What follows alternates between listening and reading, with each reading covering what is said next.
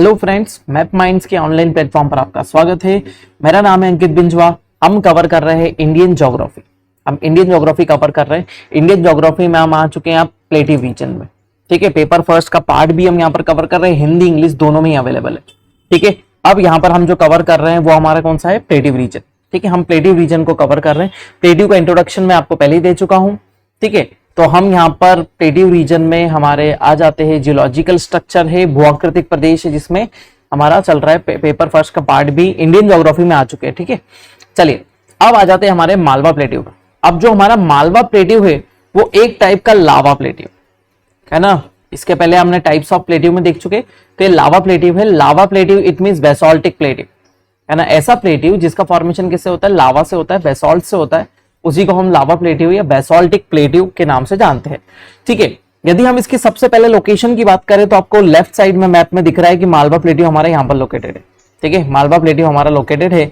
ठीक है, अब ये अरावली के किस तरफ है, ईस्ट में है। ठीक है, अरावली के ईस्ट में है और नर्मदा के नॉर्दर्न रीजन में आता है। ठीक है, नर्मदा के नॉर्दर्न रीजन में आता है। यदि आपको कोई प्लेटिव पूछे तो उसकी लोकेशन आपको सबसे पहले बतानी पड़ेगी। तो लोकेशन किन चीजों से बताई जाती है, जो वहां पर मेजर होता है ना, जो बड़ी बड़ी चीजें होती है, जो लोगों को पहले से पता होती है, उनके बिहाफ में हम इसकी लोकेशन बताते हैं। ठीक है, तो लोकेशन हम बात करेंगे तो लोकेशन कहां पर है, अरावली के जस्ट ईस्टर्न साइड में इसकी लोकेशन आती है, पूर्व में आती है ना, अरावली के पूर्व में आ जाती है।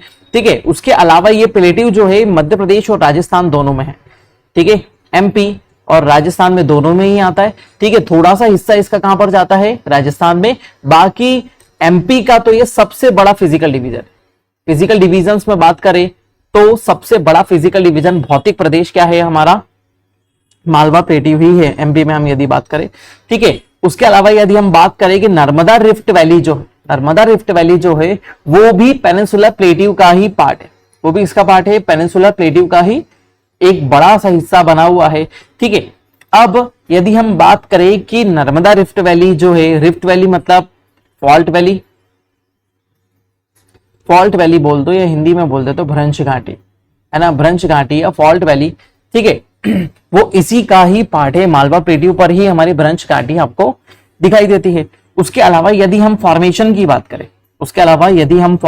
बात करें, तो हम फॉर्मेशन के लिए है ना, फॉर्मेशन के लिए यहां आ जाते हैं। जैसे इंडिया वाला रीजन है, जब इंडिया वाला ये रीजन सेपरेट होता है किससे, गोंडवाना लैंड से ये हिस्सा जब सेपरेट हुआ था। ठीक है, तो उसके बाद जब ये यहां से जो हमारे छोटे छोटे आइलैंड्स यहाँ पर दिखाई दे रहे, लक्षद्वीप और उसके पहले भी छोटे छोटे आइलैंड, जब यहां से पास आउट होता है तब यहां पर एक वॉल्केनिक इरप्शन होता है। जब इस टाइम ड्यूरेशन पर ये होता है तब यहाँ एक वॉल्केनिक इरप्शन होता है, जिसको हमने फॉल्ट इरप्शन बोला। वो इस पूरे रीजन में होता है, जिसमें मालवा रीजन में हमारा मैग्मा स्प्रेड हो जाता है। ये पूरा मालवा रीजन बन गया। उसके अलावा डेक्कन रीजन में पूरा मैग्मा स्प्रेड हो जाता है। ठीक है, फिर उसके बाद कर्नाटक वाले, नॉर्दर्न कर्नाटका वाले रीजन में भी मैग्मा स्प्रेड हो जाता है। ठीक है, तो मैग्मा की स्प्रेडिंग से जब मैग्मा पूरी तरीके से फैल जाता है तो यहाँ पर पूरा इस रीजन को हम क्या बोलते हैं, पूरे रीजन को, टोटल रीजन को डेक्कन ट्रैप के नाम से जानते हैं। पूरे रीजन को हम डेक्कन ट्रैप से जानते हैं। फिर उसके बाद यहाँ पर फॉल्ट वैली आती है जो नर्मदा बन जाती है। ठीक है, यहाँ पर एक और फॉल्ट वैली आती है जो ताप्ती बन जाती है। एक नर्मदा हो गई और एक ताप्ती हो गई, दो सेक्शन में डिवाइड हो जाता है। ठीक है, तो ऊपर वाले प्लेटिव का हम बोल देते हैं मालवा प्लेटिव। ऊपर वाला प्लेटिव हमारा मालवा प्लेटिव हो जाता है और नीचे वाला जो प्लेटिव हो जाता है वो हमारा कौन सा हो जाता है, डेक्कन प्लेटिव हो जाता है। देखिए, उसके अलावा यहां पर एक छोटा सा सेक्शन और है जो इसी का ही पार्ट है, जिसको हम काठियावाड़ प्लेटिव के नाम से जानते हैं, है ना। काठियावाड़ प्लेटिव वो भी डेक्कन ट्रैप का ही पार्ट है। इस टोटल होल रीजन को हम डेक्कन ट्रैप के नाम से जानते हैं। होल रीजन को डेक्कन ट्रैप के नाम से जानते हैं। लेकिन उसका कौन कौन कितने पार्ट है डेक्कन ट्रैप के, हमारा है मालवा प्लेटिव, दूसरा हो गया Kathiawar plateau, northern Deccan and southern Deccan. ठीक है, तो ये चार पार्ट में हमारा ये हिस्सा डिवाइडेड है। और किससे बना है, वॉल्केनिक इरप्शन से बना हुआ फॉल्ट इरप्शन। इसको क्या बोलते हैं, फॉल्ट इरप्शन। दरारी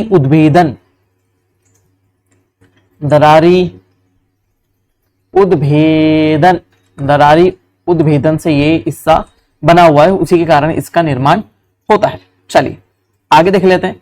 ठीक है, तो फॉल्ट वैली यहां पर लोकेटेड है। उसके अलावा यदि हम इस प्लेटिव की बात करें तो ये प्लेटिव हमारा ये लोकेटेड है है ना, ये प्लेट्यू लोकेटेड है, इसका एक रीजन जो है ना, इसका स्लोप किस तरफ है, नॉर्थवर्ड भी है, ठीक है, और उसका जो सदर्न पार्ट है, इसी प्लेट्यू के सदर्न पार्ट का जो नेक्स्ट स्लोप आता है वो किस तरफ है, वेस्टवर्ड।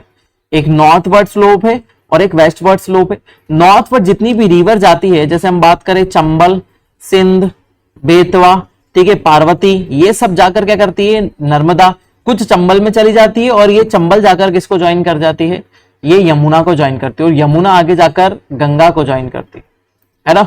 तो इट मींस ये जो पूरा सिस्टम है मालवा का पूरा जो सिस्टम है वो किसका पार्ट है, गंगा रिवर सिस्टम का। पहले क्वेश्चन आ चुका है 2020 में, है ना, कि यमुना से कनेक्टेड जो सिस्टम है ना, वो किससे कनेक्टेड होगा, डायरेक्टली गंगा से ही होगा, ठीक है। तो वहां पर ऑप्शन थे यमुना रिवर, चंबल का जो सिस्टम है किसका सिस्टम है, वहां पर दिया हुआ था Yamuna river system, Chambal river system, Ganga river system and Narmada river system, ठीक है। चंबल रिवर किसका सिस्टम है, तो यहाँ पर गंगा रिवर सिस्टम, यहाँ मेजर रिवर को देखा जाएगा। तो ये कंट्रोवर्सी में रहा था क्वेश्चन थोड़े समय के लिए, लेकिन फिर उन्होंने बोल दिया कि मेजर रिवर यहाँ तो गंगा ही है और गंगा से ही ये सिस्टम, यमुना का खुद का सिस्टम भी है, लेकिन मेजर गंगा एंड नहीं होती है और सीधे किस में जाकर मिलती है ना, सॉरी, यमुना एंड नहीं होती है, कहीं पर भी एंडिंग पॉइंट नहीं है, उसका एंडिंग पॉइंट गंगा में। इट मीन्स वो ट्रिब्यूटरी किसकी होगी, गंगा की, ठीक है। तो यमुना भी गंगा की ट्रिब्यूटरी है और चंबल भी यमुना की ट्रिब्यूटरी है ना, यमुना गंगा की ट्रिब्यूटरी हो गई, ठीक है, और चंबल यमुना की ट्रिब्यूटरी हो गई, इसीलिए सिस्टम पूरा क्या हो जाता है, थोड़ा कंजेस्टेड हो जाता है। इट मीन्स सीधे सीधे कनेक्शन है किससे, गंगा से, ठीक है। तो ये सभी रिवर, उसके अलावा नर्मदा और ताप्ती रिवर जो है ये हमारी वेस्टर्न फ्लोइंग रिवर है, पश्चिम की ओर बहने वाली नदी है। उसमें नर्मदा रिवर जो है पश्चिम की ओर बहने वाली सबसे बड़ी नदी है ना, सबसे बड़ी नदी कौन सी है, हमारी नर्मदा है। उसके अलावा यदि हम बात करें इसका जो एवरेज स्लोप है ना, एवरेज जो एलिवेशन है या फिर ऊंचाई है ना, औसत ऊंचाई इसकी कितनी है, 500 मीटर के करीब होती है। औसत ऊंचाई मतलब कहीं कहीं पर ये थोड़ा ज्यादा ऊंचा भी है ना, कहीं कहीं पर ये थोड़ा सा कम ऊंचा भी है। यदि हम इसकी लोकेशन के बारे में ऐसी बात करें तो सबसे पहले यहां पर आ जाता है ये पूरा एमपी वाला रीजन, यदि हमने बात करी तो यहां पर आ जाता है मालवा प्लेट्यू, मालवा प्लेट्यू के बाद यहां से निकल जाता है विंध्याचल पर्वत, विंध्याचल के बाद में यहाँ पे नर्मदा रिवर के बाद यहाँ पर आ जाता है सतपुड़ा पर्वत के बाद यहाँ पर आ जाती है हमारी Tapti river valley, Tapti river के बाद यहाँ पर आ जाता है हमारा पूरा, यहाँ से शुरू हो जाता है डेक्कन प्लेट्यू, ठीक है।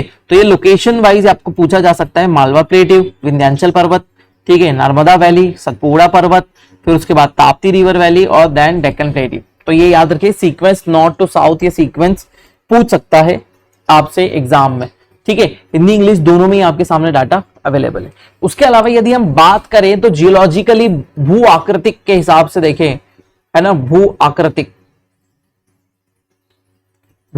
प्रदेशों के हिसाब से देखें तो यहां पर धारवाड़ रॉक्स भी मिलते हैं, ठीक है, जिसमें से हमको मिनरल्स मिलेंगे जो नॉर्थ वेस्ट में मिलेंगे आपको, विंध्याचल रॉक्स भी मिलेंगे जो आपको थोड़े से इसके साउथ वाले रीजन में मिलेंगे, साउथ एंड साउथ ईस्ट वाले रीजन में विंध्यन रॉक्स होते हैं, ठीक है। उसके अलावा गोंडवाना रॉक्स भी आपको मिलेंगे जो ईस्टर्न रीजन में आपको मिलेंगे, ठीक है, ईस्टर्न और सतपुड़ा वाले रीजन में भी आपको थोड़े गोंडवाना जिसमें कोयला मिलता है, ठीक है। उसके अलावा बेसोल्टिक वॉल्केनिक स्ट्रक्चर भी मिलेगा जो पूरा ब्लैक सॉइल वाला रीजन है ना, वॉल्केनिक स्ट्रक्चर जो है ब्लैक सॉइल वाला, पूरी काली मिट्टी वाला जो प्रदेश है वो पूरा आपका किसमें आ जाता है, बेसोल्टिक रॉक्स में आ जाता है, ठीक है। उसके अलावा यदि हम बात करें इसका ईस्ट वेस्टर्न, है ना, इसका वेस्टर्न मतलब पश्चिमी और उत्तर पश्चिमी और उत्तर पश्चिम भाग जो है वो कैसा है, सेमी एरिड रीजन है ना, सेमी एरिड टाइप का, मतलब यहाँ पर अर्ध शुष्क, इसका मतलब क्या होता है, अर्ध शुष्क, है ना, अर्ध शुष्क प्रदेश के रूप में यहाँ पर क्लाइमेटिक कंडीशन भी वैसी है, ठीक है। अब यहाँ पर रेनफॉल जो है वो कम है, इसके वेस्टर्न पार्ट में रेनफॉल कम है और ईस्टर्न पार्ट में जाते हुए रेनफॉल इंक्रीज हो जाती है, मतलब इस रीजन से यदि हम इस रीजन की तरफ बढ़ते हैं तो रेनफॉल धीरे धीरे इंक्रीज हो जाती है, ठीक है। और यहाँ पर बहुत छोटी छोटी टेम्परेरी स्ट्रीम्स आपको दिखाई देती है ना, छोटी छोटी जलधाराएं आपको यहाँ पर दिखाई देती है, क्योंकि ये सीजनल होती है। क्यों सीजनल इसलिए होती है, क्योंकि यहाँ पर सीजनल होने का मतलब ये है कि थोड़ा बहुत पानी यहाँ पर गिरता है, थोड़े बहुत पानी के कारण यहाँ पर स्ट्रीम जो है वो थोड़ी बहुत ही फ्लो होती है है ना। फिर उसके बाद गर्मी के मौसम आते आते ये सब सूख जाती है ना। इसलिए यहाँ पर टेम्पररी स्ट्रीम्स यहाँ पर फ्लो होती है, ठीक है। उसके अलावा यहाँ पर वेजिटेशन क्या है, बहुत कम है ना, वेजिटेशन बहुत कम है। इसलिए इसके टॉप सॉइल जो ऊपरी मिट्टी होती है वो पानी के साथ में, नदी के साथ में, हवा के साथ में बह जाती है। पानी गिरता है तो उसके साथ भी बह जाती है, फिर नदियां बहती है तो उसके साथ भी ऊपर की मिट्टी बह जाती है, ठीक है। तो इस प्रकार जब ऐसा इरोजन होता है तो जब पूरे एरिया में ऊपर की मिट्टी बह जाती है ना, फ्लैट रीजन में, तो उसको शीट इरोजन बोलते हैं। कौन सा इरोजन बोलते हैं? शीट इरोजन, परत अपर्दन। क्या बोला हमने? परत अपर्दन, ठीक है। शीट इरोजन या परत अपर्दन बोलते हैं। लेकिन जब इसमें से ही रिवर्स निकलती है और रिवर यहां पर छोटी छोटी ऐसी गलियां बना लेती है ना, छोटी छोटी गलियां बना लेती है, तो इसको क्या बोले जाते हैं? गली इरोजन, है ना। कौन सा इरोजन बोला जाता है? गली इरोजन। और उसी से क्या बन जाते हैं? रेवाइंस, या फिर इनको बोला जाता है बीहड़, है ना। रिवाइंस मतलब क्या होता है? यहां पर बीहड़ बन जाते हैं, बैडलैंड्स बन जाते हैं। बैडलैंड्स मतलब उत्खाद भूमि,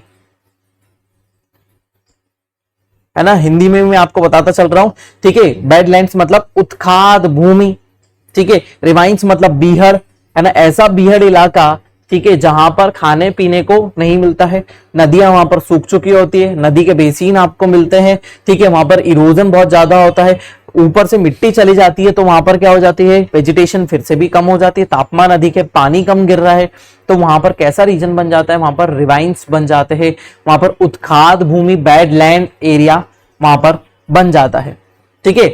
जैसे हमने यहां पर देखा, बैडलैंड एरिया या फिर उत्खाद भूमि का निर्माण यहां पर हो जाता है।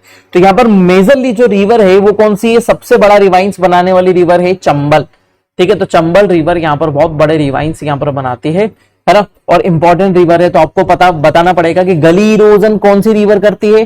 चंबल रिवर, चंबल और इट्स ट्रिब्यूटरीज, है ना। चंबल नदी और उसके जितने भी ट्रिब्यूटरी है वो गली इरोजन करती है या फिर गली अपर्दन करती है। तो यहाँ परत अपर्दन भी होता है, मतलब शीट के रूप में ऊपर की परत हट जाए, ठीक है। और यहाँ पर गली अपर्दन भी होता है, जहां पर गली के रूप में मतलब छोटी छोटी नालियां बनाकर अपर्दन हो जाता है, ठीक है। दोनों चीजें यहाँ पर दिखाई देती है, ठीक है। तो ये हिंदी में भी आपको अवेलेबल है। आप मैप की स्टडी ज्यादातर करें, है ना। मैप की स्टडी करेंगे तो आपको मैप वाइज आपको बहुत सारी चीजें क्लियर हो जाएगी, ठीक है। अब उसके अलावा हम बात करें तो मालवा प्लेट्यू कैसे शेप में है? ट्रायंगुलर शेप में। देखो यहाँ पर विंध्याचल जिस तरफ आता है पूरा फ्लैट है, और उस तरफ देखो दोनों तरफ से ऐसा सेक्शन बनता है, क्योंकि यहाँ पर मध्य भारत का पठार भी आता है। मध्य भारत का पठार भी मैं इसी में आपको बताऊंगा, ठीक है। तो इसीलिए इसका जो बेस बनाती है विंध्याचल पर्वत बनाता है। विंध्याचल पर्वत नीचे की ओर है जो इसका बेस बनाएगा, ठीक है। उसके अलावा अरावली रेंज जो है उसके ईस्टर्न पार्ट में, सॉरी वेस्टर्न पार्ट में आ जाती है।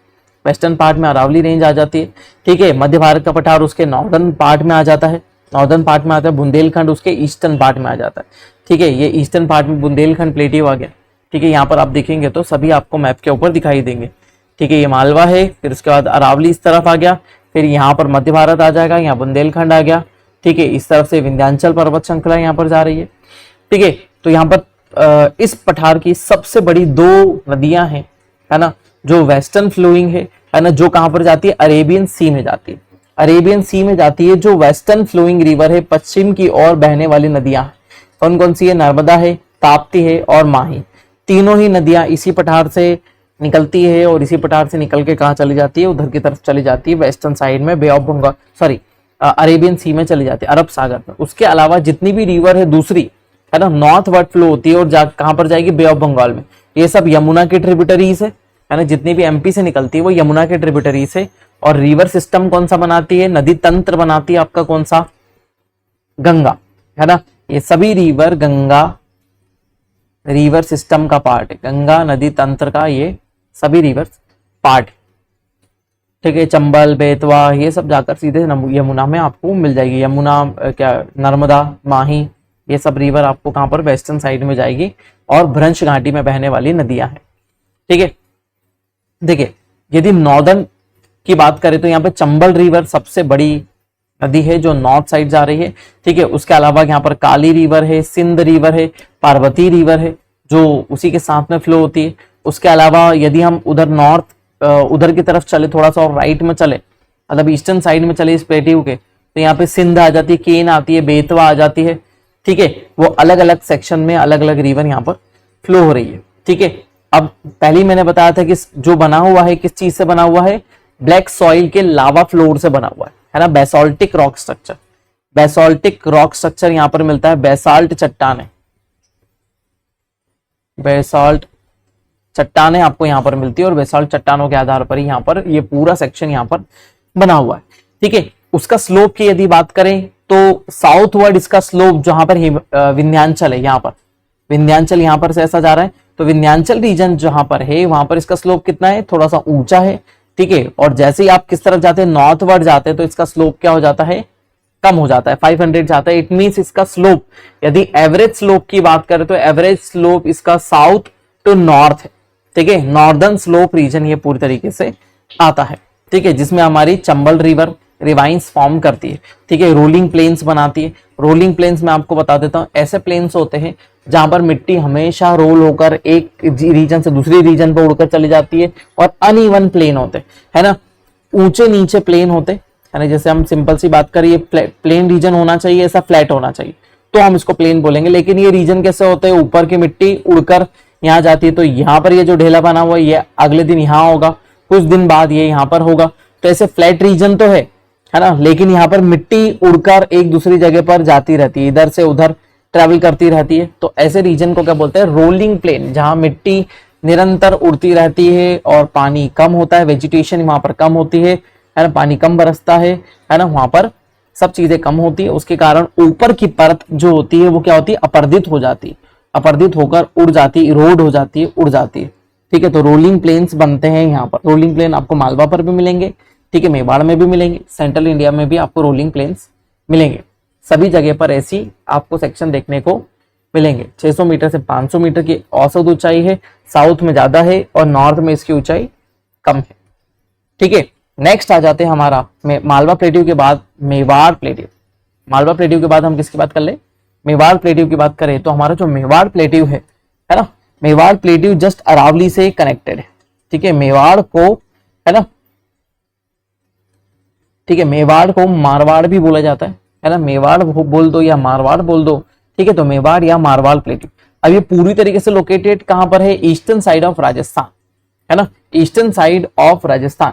ठीक है, इसको मेवाड़ प्लेन रीजन से भी कनेक्टेड माना जाता है। ठीक है, ये कैसा है, मेवाड़ प्लेन से भी कनेक्टेड है, जो इसके वेस्ट साइड में अरावली आता है वहां से। ठीक है, उसके अलावा यदि एवरेज हाइट की बात करें तो कितनी है, 250 से लेकर 500 मीटर की हाइट इसकी है, और इसका स्लोप भी किस तरफ जाता है, नॉर्थवर्ड इसका स्लोप जाता है। इसका भी स्लोप किस तरफ जाता है, नॉर्थवर्ड इसका स्लोप जाता है। ठीक है, और यदि नॉर्थवर्ड बात करें तो देखो अरावली रीजन इस तरफ है, तो इसीलिए इसका स्लोप किस तरफ जाएगा, अरावली जो रिवर निकलेगी वो किस तरफ जाएगी, नॉर्थवर्ड। और पहला प्राइमरी इसका जो 500 मीटर ऊंचा इलाका है वो किस तरफ है, अरावली तरफ। जैसे हम यहाँ बात करें सिंपल सी, ये अरावली है, देन इसके पेडीमोन में प्लेट्यू है, और देन यहाँ दूसरा प्लेट्यू। ठीक है, तो ये अरावली रेंज हो गई और ये मेवाड़ प्लेट्यू हो गया।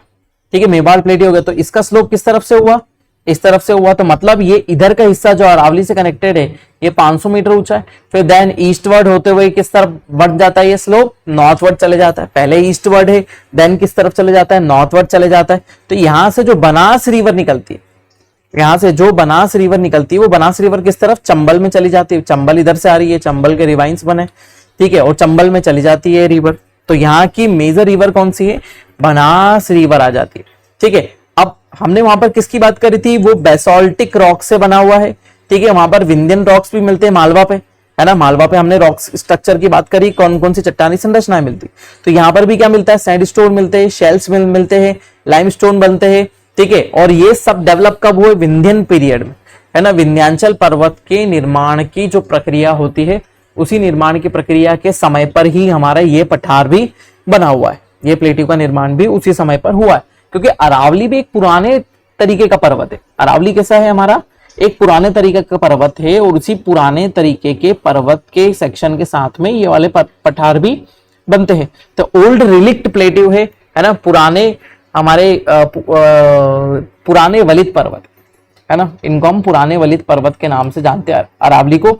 और जैसा संरचना इसकी है तो वैसी संरचना इसकी भी है। ये पर्वत पदीय पठार कहलाते हैं। जैसे एक पर्वत है अरावली, अरावली के पेडीमोंट में है, ये अरावली हो गया, अरावली के पैरों में ही है, तो इसलिए इसको पर्वत पदीय पठार भी कहते हैं, है ना, पेडीमोंट प्लेट्यू, पर्वत पदीय पेडीमोंट प्लेट्यू। मालवा प्लेट्यू भी क्या है, एक पेडीमोंट प्लेट्यू ही है, पेडीमोंट प्लेट्यू, क्योंकि ये किसके, विंध्याचल के पेडीमोंट, है ना, यहाँ पर विंध्याचल रेंज है, विंध्याचल के पेडीमोंट में आपको जो प्लेट्यू दिखाई दे रहा है वो कौन सा है, मालवा प्लेट्यू है। ठीक है, तो मालवा प्लेट्यू भी एक पेडीमोंट प्लेट्यू है, पर्वत पदीय पठार है। फिर उसके बाद जो हमारा मेवाड़ प्लेट्यू वो भी क्या है, पेडीमोंट प्लेट्यू, पर्वत पदीय पठार कहलाता है। ठीक है,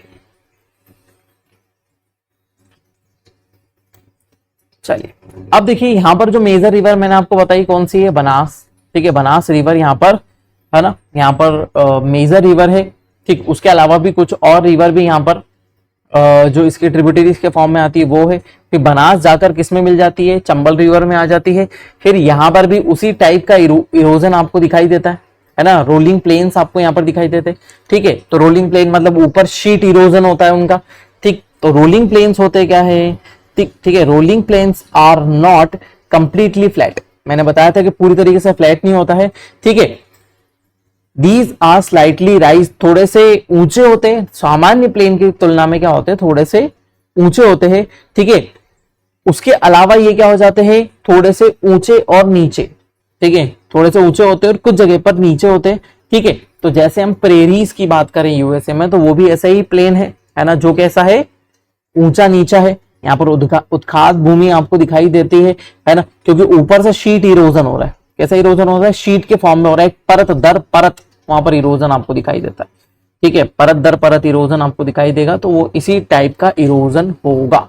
ठीक है, तो सिंपल सी सामान्य भाषाओं में इसको ऐसा समझे, है ना, कि शीट रोलिंग प्लेन्स आ सकता है कि रोलिंग प्लेन्स क्या होता है, तो आपको इसको 3 मार्कर में आराम से हिंदी इंग्लिश दोनों में यहाँ पर लिखा हुआ है। ठीक है, चंबल बनास रिवर यहाँ की मेजर रिवर है और ये जाकर चंबल में मिल जाती है। नॉर्थ ईस्ट इसका स्लोप है ना, उत्तर पूर्वी तरफ इसका स्लोप आता है। ठीक है, नेक्स्ट आ जाते हैं हम किसमें, सेंट्रल इंडियन प्लेट्यू में आ जाते हैं, कि मध्य भारत का पठार। इसकी लोकेशन की यदि हम बात करें, है ना, इसकी लोकेशन की यदि बात करें तो ये यहाँ पर बना हुआ नहीं है ना, यदि इस प्लेट्यू की बात करें तो ये प्लेट्यू यहाँ पर बना हुआ नहीं है। इसको मैं थोड़ा सा यहाँ पर ड्रॉ कर लेता हूँ, यहीं पर आता है ये सेंट्रल इंडियन प्लेट्यू जो है वो यहाँ पर आता है, इसकी लोकेशन यहाँ पर। ठीक, अब ये दोनों तरीके से मेवाड़ से भी कनेक्टेड है, मेवाड़ के पास में भी कनेक्टेड है। ठीक है, बुंदेलखंड से भी कनेक्टेड होता है वो जो हमारा प्लेट्यू है ना, दूसरे प्लेट्यू की यदि हम जो बात कर रहे हैं उसके नॉर्थ में आता है। किसके नॉर्थ में आता है, देखिए मालवा प्लेट्यू के नॉर्थ में आता है। ठीक है, अरावली और मेवाड़ प्लेट्यू के किस तरफ, ईस्ट में आता है। बुंदेलखंड से भी ये कनेक्टेड है। ठीक है, और ये क्या हो जाता है, लास्ट स्लोप हो जाता है मालवा का। मालवा का क्या हो जाता है, लास्ट स्लोप हो जाता है। मालवा मतलब लगभग खत्म होकर आगे की तरफ चले जाता है। मालवा से सिर्फ ये इसीलिए डिफरेंट है ना, क्यों, क्योंकि यहाँ का स्टोन स्ट्रक्चर अलग है। यहाँ पर चट्टानी संरचना जो है वो मालवा की तुलना में इसकी चट्टानी संरचनाएं अलग है, सिर्फ इसी कारण से ये मालवा से अलग हो जाता है। ठीक है, इसको मध्य भारत का पठार भी बोला जाता है। कौन सा, मध्य भारत का पठार, है ना, मध्य भारत प्लेट्यू या सेंट्रल हाईलैंड। ठीक है, central plateau, central highland plateau.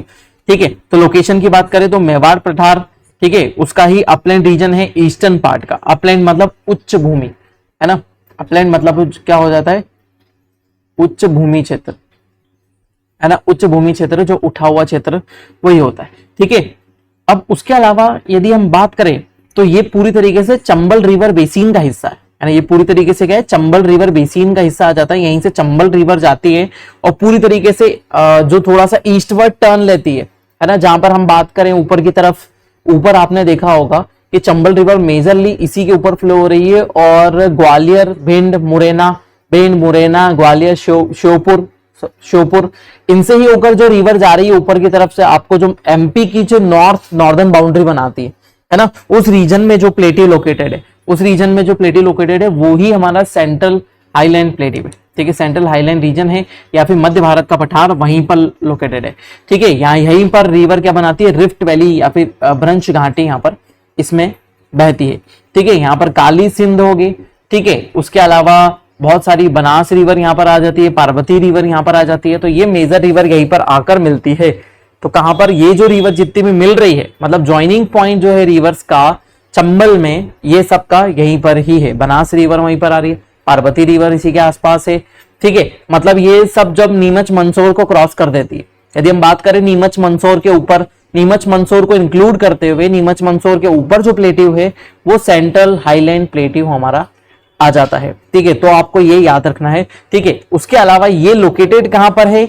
Madhya Pradesh और राजस्थान, मध्य प्रदेश और राजस्थान दोनों में ही ये प्लेट्यू लोकेटेड है। मध्य प्रदेश में इसका बहुत ही कम पार्ट आता है।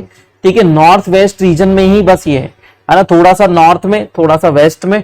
ठीक है, जहां पर मैंने आपको बताया कि चंबल रिवर वहां से जा रही है, बस उतने ही रीजन में ये प्लेट्यू रीजन आपको दिखाई देता है।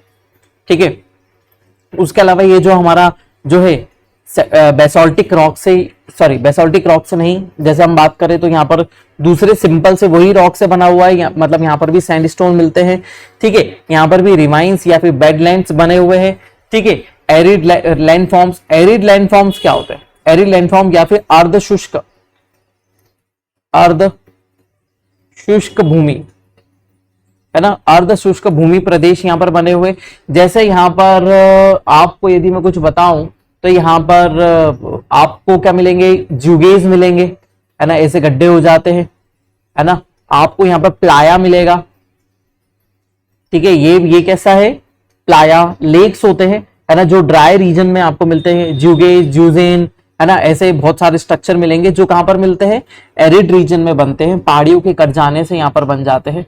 तो वैसे यहाँ पर आपको स्ट्रक्चर यहाँ पर देखने को मिलते हैं। ठीक है, यहाँ पर रिवर रिफ्ट वैली बनाती है, सिंध, काली सिंध, बनास, पार्वती, है ना, और उसके ट्रिब्यूटरीज, चंबल की बहुत सारे ट्रिब्यूटरीज यहाँ पर मेजर ड्रेनेज पैटर्न बनाती है, क्योंकि सभी रिवर नीमच मंदसौर के ऊपर जाकर ही चंबल में मिलती है। और नीमच मंदसौर के ऊपर हमारा सेंट्रल हाईलैंड वाला रीजन है, मध्य भारत का पठार है। ठीक है ठीक, अब यदि बात करें तो मेवाड़ के ईस्टर्न पार्ट में है ना, मेवाड़ के ईस्टर्न पार्ट में जो हमने यहाँ पर लोकेशन देखी, देखिए मेवाड़ के ईस्टर्न पार्ट में यहाँ पर लोकेटेड है, हमने प्लेट्यू को यहाँ पर बनाकर रखा हुआ है। ठीक है, तो मेवाड़ के ईस्टर्न पार्ट वाले रीजन में ये हमको दिखाई देता है। ठीक है, तो चलिए यहां तक हमने 3 प्लेट्यू देखे और ये हमने वेस्टर्न प्लेट्यू रीजन को देखा। हमने कौन सा देखा? Western plateau region. किसका? भारत का, भारत के वेस्टर्न प्लेट्यू रीजन। हम यहाँ पर इंडियन ज्योग्राफी कवर कर रहे हैं, एमपीपीएससी वाला नहीं। ठीक है, तो एमपीपीएससी वाले में आपको और डिटेल मिलेगी, है ना, एमपीपीएससी के लेक्चर में, एमपीपीएससी के लिए। ठीक है, उसमें और डिटेल मिलेगी। ये हमारा इंडिया से रिलेटेड था। यदि आपको बेसिक क्वेश्चन आता है लिखने को तो आप उसको जनरली डील कर सकते हैं। ठीक है, तो मेरा नाम है अंकित बिंजुआ। बने रहिए मैप माइंड्स के साथ में। मिलते हैं नेक्स्ट लेक्चर में। Thank you so much.